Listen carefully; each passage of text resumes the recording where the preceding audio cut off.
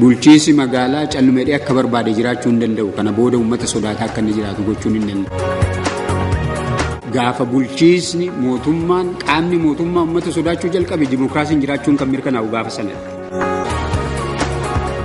Qabsoon godhamu abbaa dhimmaa sana bira ga'uu danda'utu irra jira. Abbaa isaa biraan ga'uu danda'udha. Abbaan piisaadhaaf uumame piisaa isaatti gala. Abbaan qabsoodhaaf of qopheessee fi kutannoo akkasii qabu qabsootti gala. Ilaalchi kiraa sassaabdummaa badee jechuu kan dandeenyu ilaalchaa fi gocha misoomaaf dimokiraatawaadhaan bakka bu'uu gaafa danda'e qofaadha.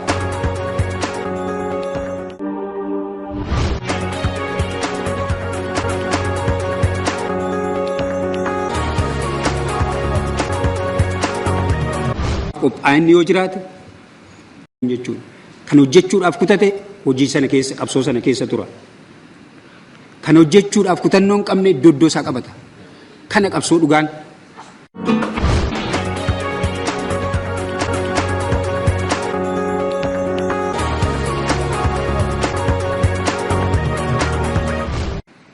Raayyaadhaan hojjennu malee hojii bu'a qabeessa ta'e hojjechuu hin dandeenyu ejjennoon jedhuu fi amantaan jedhamu hin uumamne.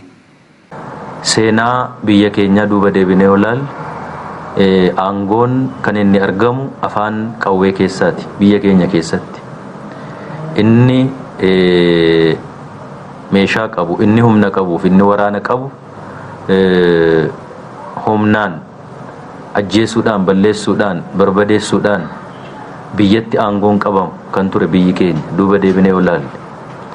Kanaaf akkuma biyyoota addunyaa biyyoota qaroomanii guddatanii aangoo nagaadhaan walitti horguu dabarsan. Dimokiraasiin nu barbaachisa jenna. Tokko tokko immoo waan ani dubbadheen alatti qabe afaan kee jedhan dubbatii jedha. Maaliif hin dubbatu? Haa dubbatu. Wal komachuu qabna bara. Cal jedhi jettee eessatti dubbata? Ilma namaati yaada qaba. Akkasitti dimokiraasiin biqiluu hin danda'u. Waan na komateef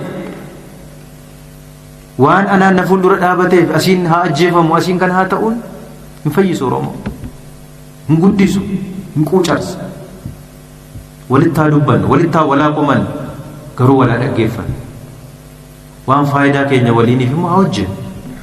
Sana nu guddisa, sanatu nu baasa ol. Dooktar Abiy Ahmed Oromoo ganee jira. Yaadan jire ta'uusaa namni baay'een hin beekuuf barbaade. Warri beekus immoo waliin barbaade.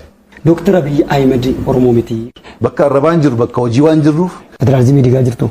Sabboonummaa hojiidhaan, Oromummaa hojiidhaan. Oromoonis hin fayyadamne warra jedhantu jiru. Kabajamoo, obbo, galatoomaan jenne. Sabboonummaan isiniif maali?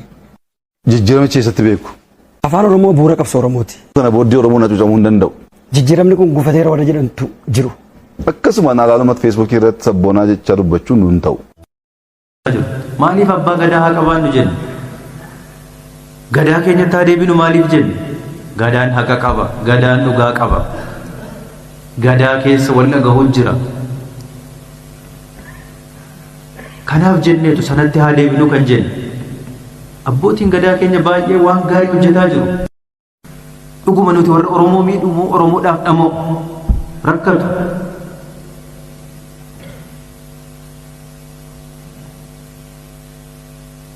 Mee ani jaarsi Oromoo beekaan Oromoo nu bira dhufee Oromoof kan kana ta'u kanadhaati kan Oromoof malu kana jedhee dhugaadhaan haqarratti hundaa'e waliin haasa'e hin ta'u jennee kan nuti ofirraa deebisne qabna. Isinin dhageenyu nuti kan nuti dhageenyu warra biraadha jennee ofirraa deebisne irraa nuti. Dhugaa dubbachuudhaaf kaan waliin afshaalummaa waliin hojjechuu dandeenya. An jaarmaya siyaasaa Oromoo gidduutti afshaalummaan nuu ta'a jedheen amanu. Walirratti daba hojjechuun nu fayyada jedheen amanu. Walirratti gatii buufachuu hin dandeenyu walirratti nagannee waan ta'eef. Hamma danda'amaa ta'e warra sammuu nagaa qabu sammuu qulqulluudhaan saba kanaaf hojjenna jedhu hundaa waliin hin hojjennu. Dhaaba siyaasummaa isaatiin adda hin baasnu ogummaa isaa barbaanna. Ogummaa isaatiin hojjete saba isaa bu'aa buusa waan ta'eef. Oromoodhaaf amma hojjetetti wanti biraan keessa jiru yoo ta'e, dabni keessa jiru yoo ta'e, hammeenyi keessa jiru yoo ta'e, eenyu nu achi baasuun barbaannu nuti. Maaliif kana goona? Waan sodaannuuf miti. Carraa nu harka galte kana sababa kanaan akka nu harkatti hin dhabamne, akka nu harkatti hin dukkanoofne waan barbaannuuf. Ammaan booda seenaan siyaasaa keenya asitti cufne, ajandaa keenya cufne waan guddinaaf waan dinagdee irratti saba kanaaf haa hojjennuudhaaf.